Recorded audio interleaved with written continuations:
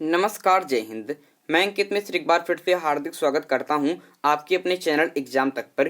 दोस्तों, static GK की प्रथम महाभारत क्लास लेकर एक बार फिर से आप सबके समक्ष उपस्थित हूं और जितने भी छात्रों को जीके में समस्या है उनकी ये समस्या अब दूर होने वाली है। बस आपको इन क्लासों को ज्वाइन करना है और नियमित तरीके से इसको ज्वाइन करना है। इस क्लास को लेने से आपकी history, polity, geography, economy, computer, विविध जीके आदि सभी समस्याएं आपकी दूर हो जाएंगी।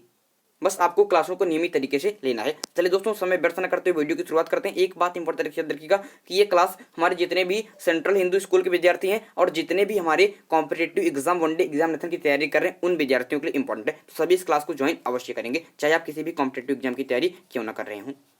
इंपॉर्टेंट तरीके समझेंगे कि मैं एक एक क्वेश्चन से आपके कुछ इंपॉर्टेंट फैक्ट और बताऊंगा, जिसको भी आप अपनी नोटबुक में नोट कर लीजिए और दिन भर में एक बार उसको रिवाइज कर लीजिए। स्टैटिक जीके आपकी अपने आप ही ठीक हो जाएगी। पहला क्वेश्चन आपके लिए है कि अशोक के किस शिलालेख में कलिंग युद्ध का वर्णन मिलता है। कलिंग युद्ध परीक्षा के दृष्टिकोण से कितना इंपॉर्टेंट है ये आप समझ रहे होंगे अगर आप लंबे समय से परीक्षा की तैयारी कर रहे हैं तो अशोक ने दोस्तों अपने 13वें शिलालेख में, किसमें दोस्तों, अशोक ने अपने 13वें शिलालेख में कलिंग युद्ध का वर्णन किया है। कलिंग युद्ध की बात करते हैं तो यह 261 ईसा पूर्व में आपके लड़ा गया था और दोस्तों इसमें अशोक विजयी रहा था। और बात करते हैं, इसमें कोई पूछ लेता है कि जो कलिंग है राज्य है इसकी राजधानी क्या थी, तो कलिंग की राजधानी हो जाती है आपकी तोसली। क्या हो जाती है आपकी? तोसली हो जाती है। इंपॉर्टेंट तरीके से याद रखेंगे दोस्तों। कलिंग के युद्ध में इतना भीषण नरसंहार हुआ, इतना बड़ा विध्वंस हुआ, जिसको देखकर अशोक का मन परिवर्तित हो गया और वह शैव धर्म से, और पहले बार उसने वह शैव धर्म का अनुयायी था, शैव धर्म से बौद्ध धर्म में परिणित हो गया, बौद्ध धर्म में परिणित हो गया। अगर क्वेश्चन पूछ ले कि अशोक बौद्ध धर्म को अपनाने से पहले किस धर्म को अपनाता, किस धर्म का अनुयायी था, तो शैव धर्म का अनुयायी था। ये बात इंपॉर्टेंट तरीके से याद रखेंगे जो आपके लिए इंपॉर्टेंट हो जाती है। क्वेश्चन पूछ लेता है कि इसको बौद्ध धर्म की दीक्षा किसने प्रदान की, तो अशोक को बौद्ध धर्म की दीक्षा प्रदान की थी आपके उपगुप्त नामक बौद्ध भिक्षु ने। उपगुप्त नामक आपके बौद्ध भिक्षु ने इसे क्या की थी, आपके बौद्ध धर्म की दीक्षा प्रदान की थी। इंपॉर्टेंट तरीके से याद रखेंगे कि यह 269 बीसी में, 269 ईसा पूर्व में दिल्ली की आपके वहां पर, कहां पर दोस्तों, आपकी मगध की राजगद्दी पर आपके आसीन हुआ था। ये इंपॉर्टेंट तरीके से याद रखेंगे और यह आपके बिंदुसार का उत्तराधिकारी था। इंपॉर्टेंट तरीके से एक बात याद रखेंगे कि मास्की एवं गुर्जरा अभिलेखों में इसका नाम आपके क्या मिलता है, अशोक मिलता है। अन्य अभिलेखों में इसे क्या किया गया है दोस्तों, इसे आपके देवानाम प्रिय की उपाधि दी गई है और पुराणों में इसे अशोक वर्धन कहा गया है। मास्की और गुर्जरा ही अभिलेखों में इसे अशोक कहा गया है। क्वेश्चन पूछ लेता है कि किन अभिलेखों में अशोक का नाम अशोक ही मिलता है, तो मास्की एवं गुर्जरा में। नेक्स्ट क्वेश्चन जो आपसे पूछा गया था कि कंबोज महाजनपद की राजधानी क्या थी, ये क्वेश्चन बहुत ही ज्यादा इंपॉर्टेंट है। बस आपको समझना है जितने भी 16 महाजनपद थे इनकी राजधानी आपको याद ही कर लेनी है। और इसमें से सबसे ज्यादा इंपॉर्टेंट बात है कि महाजनपदों का उल्लेख कहां पर हुआ है, तो दोस्तों के 16 महाजनपद थे। इसका आपके उल्लेख मिलता है बौद्ध ग्रंथ अंगुत्तर निकाय में। ये भी क्वेश्चन पूछ लेता है कि अंगुत्तर निकाय, अगर क्वेश्चन पूछ ले कि 16 महाजनपदों का उल्लेख कहां पर मिलता है, तो बौद्ध ग्रंथ अंगुत्तर निकाय में। बात करते हैं जो कंबोज महाजनपद है इसकी राजधानी क्या थी, तो कंबोज महाजनपद की राजधानी आपकी हाटक है। क्या है दोस्तों कि कंबोज महाजनपद की राजधानी हाटक है। और यह दोस्तों इंपॉर्टेंट तरीके से याद रखेंगे। और कुछ महाजनपद मैं आपको बता दे रहा हूँ जिसकी राजधानी भी सबसे ज्यादा दोस्तों आपके चेदी महाजनपद की राजधानी आपसे पूछ जाती है, तो चेदी महाजनपद की राजधानी थी शक्तिमती। क्या थी आपकी? शक्तिमती थी। इतना ही नहीं दोस्तों, आपसे कुरु महाजनपद की राजधानी भी कई बार पूछ लेता है, तो कुरु महाजनपद जहां पर दोस्तों आपके महाभारत की बात मैं करता हूं तो वहीं पर आता था इंद्रप्रस्थ, जहां पर अर्जुन लोग रहा करते थे, वही है आपकी कुरु महाजनपद जिसकी राजधानी इंद्रप्रस्थ हुआ करती है। यहाँ पर बात करते हैं दोस्तों कि मत्स्य महाजनपद की परीक्षा में बहुत बार पूछा गया, सबसे ज्यादा इंपॉर्टेंट है मत्स्य महाजनपद, इसकी राजधानी विराटनगर। आज मैं आपको 5 बता दे रहा हूँ, इसको आप याद कर लीजिएगा अगली क्लास आने तक, फिर अगली क्लास में आगे के बारे में बताऊंगा। अगर आपसे मल्ल राजधानी के बारे में पूछे तो मल्ल महाजनपद की राजधानी आपकी कुशावती थी। क्या थी आपकी? कुशावती थी।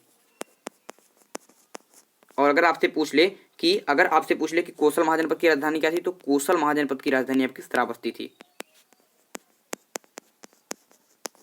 समझ गए? चेदी महाजनपद की राजधानी शक्तिमती, कुरु महाजनपद की राजधानी इंद्रप्रस्थ, मत्स्य महाजनपद की राजधानी विराटनगर और मल्ल महाजनपद की राजधानी कुशावती, वहीं कौशल महाजनपद की राजधानी श्रावस्ती थी। नेक्स्ट क्वेश्चन जो आपसे पूछा गया था कि चुलिया जलप्रपात किस नदी पर है, तो चुलिया जलप्रपात दोस्तों आपके चंबल नदी पर पड़ता है। कहां पर पड़ता है? आपके चंबल नदी पर पड़ता है। जलप्रपात को इंग्लिश में डैम कहते हैं, इस बात को याद रखेंगे। चंबल नदी पर ही एक जलप्रपात और पड़ता है जो भी आपको याद रखना है। कौन सा? आपके पुनासा जलप्रपात।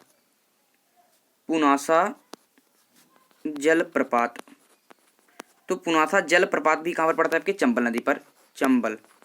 तो पुनासा और चुलिया जलप्रपात आपके चंबल नदी पर पड़ता है। यहीं पर याद रखेंगे अगर आपसे पूछ ले कि येन्ना जलप्रपात किस नदी पर पड़ता है, तो येन्ना जो जलप्रपात है ये आपके नर्मदा नदी पर पड़ता है। नर्मदा नदी जो आपके अरब सागर में गिरती है, मध्य प्रदेश के आपके निकलती है, ठीक है, येन्ना जलप्रपात। एक जलप्रपात में आपको और बता रहा हूँ जो परीक्षा में बहुत बार पूछा था कि धुआंधार जलप्रपात, धुआंधार, ये बहुत बार परीक्षा में पूछा गया। तो धुआंधार जलप्रपात आपके ये भी आपके नर्मदा नदी पर ही है, ये भी आपके नर्मदा नदी पर ही है। तो नर्मदा नदी के दो जलप्रपात आपको याद हो गए, एक धुआंधार जलप्रपात और एक येन्ना जलप्रपात। नेक्स्ट क्वेश्चन जो आपसे पूछा गया था कि पेरियार झील किस राज्य में स्थित है, तो झीलों से ये क्वेश्चन बहुत ही इंपॉर्टेंट पूछा गया था। तो पेरियार झील दोस्तों आपके केरल राज्य में है। और अभी हाल ही में एनटीपीसी एग्जाम पूछा गया था केरल के वर्तमान समय के सीएम कौन है, आपके कौन है, आपके चीफ मिनिस्टर्स कौन है, तो पी विजयन है। कौन है आपके, पी विजयन है आपके यहाँ के सीएम, इस बात को भी याद कर लीजिएगा। देखिए झीलों की बात करते हैं तो दोस्तों आपके केरल के 3 झील इंपॉर्टेंट है। एक होती है दोस्तों आपके वेम्बनाड झील,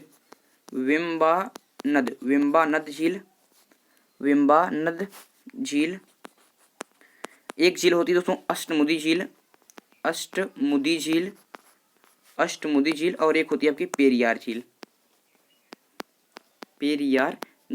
तो ये तीनों झील कहाँ की हैं, केरल की हैं, वेम्बानद झील, अष्टमुदी झील और पेरियार झील। नेक्स्ट क्वेश्चन जो आपसे पूछा गया था कि राउरकेला इस्पात कारखाना किस पंचवर्षीय योजना के दौरान स्थापित हुआ। यह एक प्रकार के इकोनॉमी का क्वेश्चन है। किसका क्वेश्चन है, आपके इकोनॉमिक्स का क्वेश्चन है, इसको याद रखेंगे। तो राउरकेला जो इस्पात है, जो कारखाना है, यह आपके द्वितीय पंचवर्षीय में स्थापित हुआ था, पंचवर्षीय में स्थापित हुआ था। सभी क्वेश्चन को लिखते चलिएगा, बहुत ही इंपॉर्टेंट है।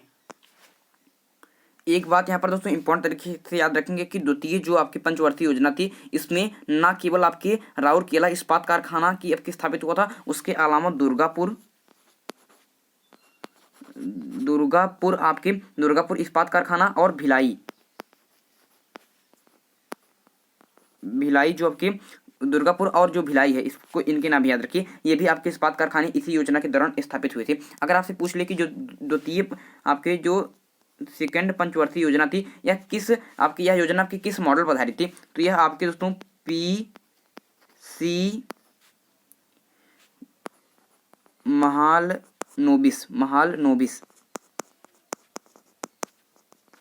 तो पीसी महालनोबिस की मॉडल पर यह आधारित थी, पीसी महालनोबिस की योजना पर यह आधारित थी। ये आपकी किस पर, इस मॉडल पर आधारित थी, ये आपके पंचवर्षीय योजना। यहाँ पर नेक्स्ट क्वेश्चन की तरफ चलेंगे। तो यहाँ पर दोस्तों आपका 6वां क्वेश्चन हो जाएगा कि प्रथम पंचवर्षीय योजना किस मॉडल पर आधारित थी। जो प्रथम पंचवर्षीय योजना थी ये किस मॉडल पर आधारित थी, तो यहाँ दोस्तों आपके हैरॉड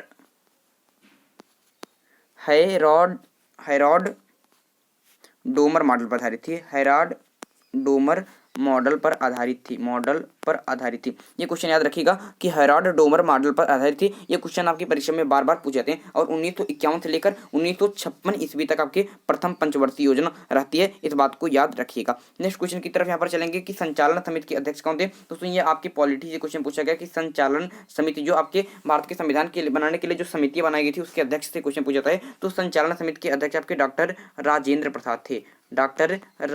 प्रसाद थे, और यही डॉक्टर राजेंद्र प्रसाद भारत के प्रथम राष्ट्रपति हो जाते हैं। इस बात को भी क्या रखेंगे, याद रखेंगे। चलिए कुछ समिति में आपको बता दे रहा हूँ कि इसके अध्यक्ष कौन थे, उसको आप याद कर लीजिए। संचालन समिति समझ के डॉक्टर राजेंद्र प्रसाद। अब बात कर लेते हैं दोस्तों यहाँ पर प्रारूप समिति, जो बहुत ही ज्यादा इंपॉर्टेंट है। तो प्रारूप जो समिति थी, प्रारूप समिति, इसके अध्यक्ष थे दोस्तों आपके बी आर अम्बेडकर। आपके किसे समझ के थे, प्रारूप समिति के अध्यक्ष थे। वहीं बात करते हैं संघ समिति के अध्यक्ष कौन थे, तो संघ शक्ति समिति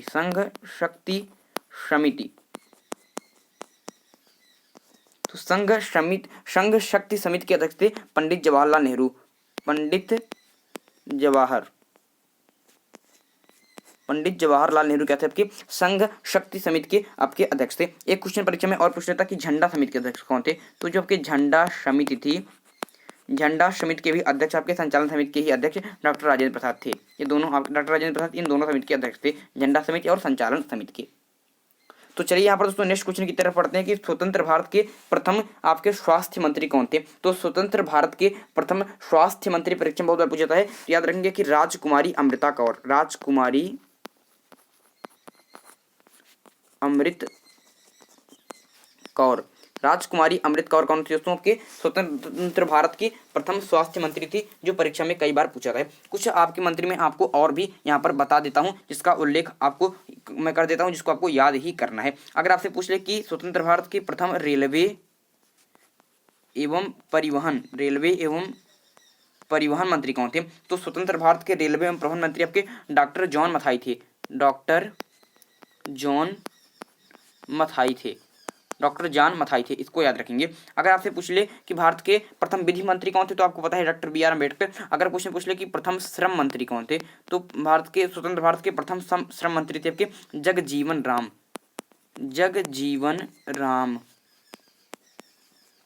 और अगर आपसे क्वेश्चन पूछ ले कि प्रथम आपके वित्त मंत्री कौन थे, स्वतंत्र भारत के प्रथम वित्त मंत्री कौन थे, ये क्वेश्चन परीक्षा में कई बार आपसे पूछ लेता है, तो आपको याद रखना है आर के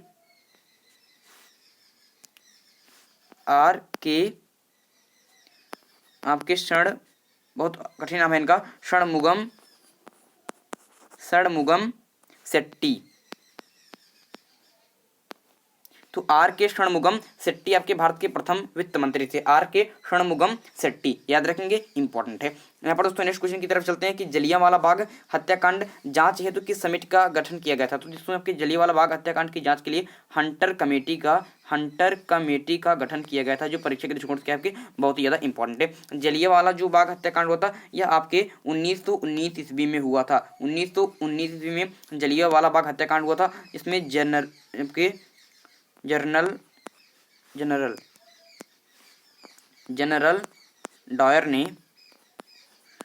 डायर ने सभी के ऊपर अंधाधुंध गोलियां चला दी थी 1919 ईस्वी के आपके जलियांवाला बाग हत्याकांड में। इंपॉर्टेंट तरीके से याद रखेंगे। इससे ही असंतुष्ट होकर आपके महात्मा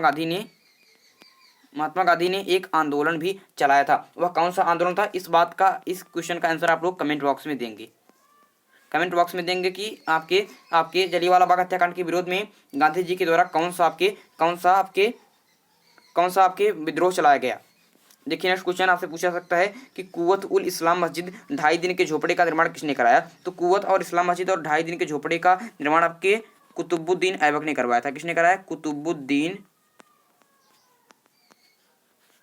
ऐबक के द्वारा इसका निर्माण कराया गया था। वहीं बात करते हैं कुतुबुद्दीन ऐबक की। कुतुबुद्दीन ऐबक आपके गुलाम वंश का संस्थापक था, और दोस्तों इसे लाख बख्श भी कहा जाता है, लाखों का दान करने वाला, इसके दान की वजह से। और इसे हातिम द्वितीय की भी संख्या दी गई है। हातिम द्वितीय की भी संज्ञा इसे ही प्रदान की गई, इसको याद रखेंगे। नेक्स्ट क्वेश्चन जो आपसे पूछा गया था कि रैम का फुल फॉर्म क्या है, ये पूरा का कंप्यूटर का क्वेश्चन है। तो याद रखेंगे कि रैम का फुल फॉर्म है आपके कि रैंडम याद रखिएगा, बहुत ज़्यादा इंपॉर्टेंट है। रैंडम एक्सेस मेमोरी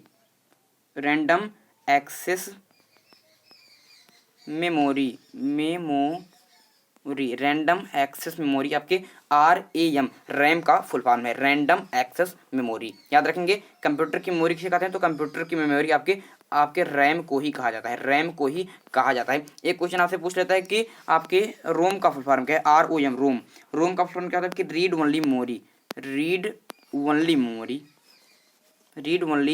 मेमोरी, ये आपके इसका फुल होता है। रैम का फुल फॉर्म क्या है, रैंडम एक्सेस मेमोरी, इसके है रीड ओनली मेमोरी, रोम का फुल फॉर्म है। बंगाल टाइगर किस खिलाड़ी का उपनाम है, ये क्वेश्चन आपसे पूछा गया, बहुत ज़्यादा इंपॉर्टेंट है। तो यहाँ पर याद रखेंगे कि बंगाल टाइगर के नाम से आपके सौरव गांगुली को जाना जाता है, सौरव गांगुली को जाना जाता है। और सौरव गांगुली की बात करते हैं तो सौरव जो गांगुली हैं इस समय आपके BCCI के क्या आपके प्रेसिडेंट हैं, BCCI के क्या आपके वर्तमान के आपके अध्यक्ष हैं, मतलब प्रेसिडेंट हैं, अध्यक्ष हैं। बात कर लेते हैं यहाँ पर थोड़ी सी आपके किसके बारे में, BCCI के बारे में। तो BCCI का फुल फॉर्म क्या है, board of control for cricket in India, board of control for cricket in India. इसकी स्थापना कब की गई थी, तो इसकी स्थापना 1928 ईस्वी में इसकी स्थापना की गई थी, इस बात को याद रखेंगे। इस समय इसके प्रेसिडेंट कौन है, सौरव गांगुली साहब हैं। अगर क्वेश्चन पूछ ले कि इसके वाइस प्रेसिडेंट कौन है, तो इस समय इसके वाइस प्रेसिडेंट उपाध्यक्ष कौन है, वाइस प्रेसिडेंट हैं आपके, इसे याद रखेंगे राजीव शुक्ला। कौन आपके, राजीव शुक्ला। तो राजीव शुक्ला इसमें इसके वाइस प्रेसिडेंट हैं। इसमें क्रिकेट की बात कर लेते हैं तो यहाँ पर मेंस कोच कौन है, तो आप लोगों को सबको पता है कि भारत के इसमें के मेंस कोच हैं रवि शास्त्री। ठीक है, ये पता है आपके मेंस कोच इसमें कौन है, तो इसमें भारत के मेंस कोच हैं आपके रवि शास्त्री। रवि शास्त्री पूछ सकता है आपसे। अगर पूछ ले कि वोमेन्स आपके वोमेन्स कोच कौन है, वोमेन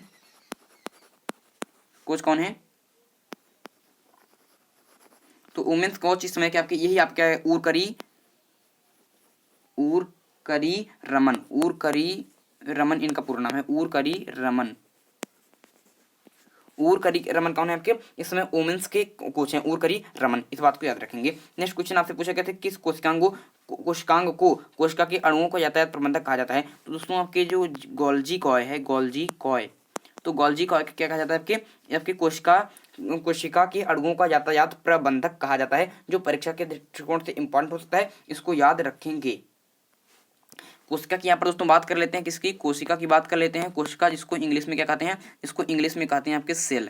ये हमारे शरीर की संरचनात्मक एवं कार्यात्मक यूनिट हो जाती है, आपकी क्या हो जाती है आपके स्ट्रक्चरल एंड फंक्शनल यूनिट हो जाती है। सेल की खोज किसने की, तो सेल की खोज करने का श्रेय आपके रॉबर्ट हुक को जाता है। रॉबर्ट हुक जो हैं इन्होंने 1665 ईस्वी में कॉर्क के टुकड़े में आपकी मृत कोशिका की खोज की थी। अगर पूछ ले कि प्रथम जीवित कोशिका की खोज किसने की, तो ल्यूवेनहॉक ने इनका नाम पूरा है एंटनी वान ल्यूवेनहॉक। इनके द्वारा आपके जीवाणु की खोज की थी, जो प्रथम जीवित कोशिका की खोज का भी श्रेय आपके ल्यूवेनहॉक को ही आपके दिया जाता है। पूछ ले कि जीवाणु विज्ञान का जनक कौन है, तो एंटनी वान ल्यूवेनहॉक साहब ही हैं। तो इतनी चीजें आज के वीडियो में आपको पता चल गई। मुझे लगता है कि यह वीडियो आप लोगों को अच्छा लगा होगा, क्योंकि बहुत ही डिटेल में यहाँ पर सारी चर्चाएं हमने की हैं। आप लोगों ने देखा किस प्रकार से हमने पहले हिस्ट्री के क्वेश्चन किए और यहाँ पर जियोग्राफी के भी क्वेश्चन किए, कुछ क्वेश्चन पॉलिटी के भी थे, 2 क्वेश्चन आपके इकोनॉमी के थे, स्पोर्ट्स से भी क्वेश्चन मैंने आपको कराए, कंप्यूटर से भी क्वेश्चन मैंने आपको कराए। तो इन 15 क्वेश्चन के माध्यम से मैंने आपको 13 क्वेश्चन पूरे करा दिए, क्योंकि इसके कई सारे इंपॉर्टेंट फैक्ट अन्य भी मैंने आपको बताए हैं। तो अगर आपको यह वीडियो अच्छा लगा हो तो वीडियो को लाइक करना ना भूलिएगा, चैनल को सब्सक्राइब कर लीजिएगा और इस क्लास को जितनी भी क्लासें आए उसको नियमित तरीके से ज्वाइन अवश्य कीजिएगा। चलिए दोस्तों, आज के लिए आपसे लेते हैं, अगले वीडियो में एक नए टॉपिक के साथ फिर होगी मुलाकात। तब तक के लिए मुझे दीजिए इजाजत। मैं हूं अंकित मिश्रा और आप देख रहे हैं एग्जाम तक। धन्यवाद।